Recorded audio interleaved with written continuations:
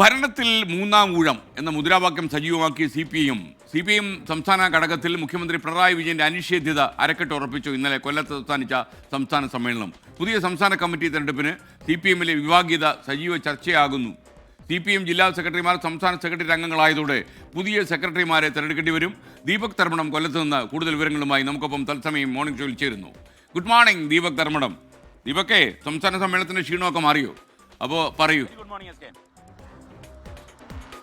ക്ഷീണത്തിലാണ് S K, കൊല്ലത്തെ ചൂടിന്റെ ക്ഷീണത്തിലാണ്. ഏറ്റവും പ്രധാനപ്പെട്ട കാര്യം എസ് കെ, ചൂടേറിയ ചർച്ചകൾക്കൊടുവിൽ വളരെ കൃത്യമായ ഒരു പ്രഖ്യാപനത്തിലേക്കാണ് CPIM എത്തിയത്. അത് എസ് കെ പറഞ്ഞതുപോലെ മൂന്നാം ഊഴം, പിണറായി സർക്കാരിന്റെ മൂന്നാം ഊഴം എന്നുള്ളതാണ്. പിണറായി സർക്കാർ തേർഡ് ലോഡിംഗ് എന്നൊക്കെയാണ് ഇപ്പോൾ നേതാക്കൾ പ്രചരണത്തിൽ പറയുന്നത്.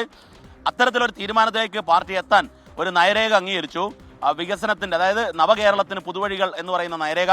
ആ നയരേഖയുടെ ചർച്ചയിൽ വിവിധ ഘട്ടങ്ങളിൽ ആശങ്കയുടെ നിമിഷങ്ങൾ ഉണ്ടായിരുന്നു. കാരണം യൂസർ ഫീസ്, അതുപോലെ തന്നെ സെസ്, ടോള് തുടങ്ങിയവ ഏർപ്പെടുത്താൻ പോകുന്നു എന്ന പ്രചരണം വളരെ വ്യാപകമായി വലിയ ആശങ്ക തന്നെ സാധാരണ ജനങ്ങളിൽ ഉണ്ടാക്കും വിധമായിരുന്നു അത് എസ് കെ.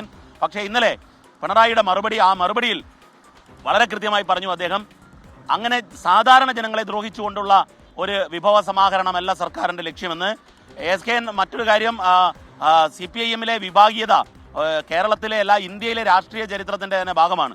കാരണം VS പിണറായി പോര്, പഴയ മലപ്പുറം സമ്മേളനം, ഒരുപക്ഷെ 95-ലെ കൊല്ലം സമ്മേളനത്തിലാണ്. ഇന്നലെ വിജയരാഘവൻ PB അംഗവുമായി ഞാൻ സംസാരിക്കുന്ന സമയത്ത് അദ്ദേഹം ഓർത്തെടുക്കുകയായിരുന്നു, കേരളത്തിൽ വിഭാഗീയതയുടെ തുടക്കം കൊല്ലത്തായിരുന്നു 30 ആണ്ട് മുൻപ്. അത് കഴിഞ്ഞ് പാലക്കാട് വെട്ടിനിരത്തൽ സമ്മേളനം, അത് കഴിഞ്ഞ് പിന്നീട് മലപ്പുറം സമ്മേളനം, ഏറ്റവും ഒടുവിൽ VS ഇറങ്ങിപ്പോയ ആലപ്പുഴ സമ്മേളനം. ഈ സമ്മേളനമൊക്കെ വെച്ച് നോക്കുമ്പോൾ കൊല്ലത്തെ ഈ സമ്മേളനം 24-ാം പാർട്ടി കോൺഗ്രസിന്റെ ഭാഗമായി ഇന്നലെ സമാപിച്ച സമ്മേളനം സമാധാനപരമായിരുന്നു എന്ന് വേണം പറയാൻ. മാത്രവുമല്ല, പാർട്ടിക്കകത്തുള്ള പ്രശ്നങ്ങൾ കുറഞ്ഞു വരുന്നു. പാടെ ഇല്ലാതായി എന്നുള്ളതല്ല, തെറ്റുതിരുത്തൽ രേഖ അംഗീകരിക്കൽ, തെറ്റുതിരുത്തൽ നടപടിയിലേക്ക് പോകണം. കാരണം ഈ ഭരണ തുടർച്ചയിലെ ദുഷ്പ്രവണതകൾ സഖാക്കളിൽ വന്നു എന്നുള്ളതാണ് സംഘടനാ റിപ്പോർട്ടിൽ ഗോവിന്ദ മാഷ് മുന്നോട്ട് വെച്ചത്.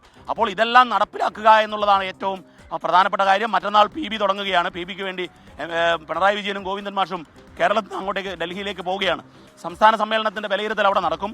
ഏതായാലും എസ് കെ പറഞ്ഞതുപോലെ ഭരണ തുടർച്ച തന്നെയാണ് ഈ സംസ്ഥാന സമ്മേളനം മുന്നോട്ട് വയ്ക്കുന്നത്. അതിനുവേണ്ടിയുള്ള ജനകീയമായ മുന്നേറ്റം, അത് രാഷ്ട്രീയമായി സംഘടനാപരമായി മുന്നേറ്റം, അത്തരത്തിലുള്ള ഒരു മുന്നേറ്റം തന്നെയാണ് എസ് കെ ലക്ഷ്യം വയ്ക്കുന്നത്. Thank you Deepak Dharmadam.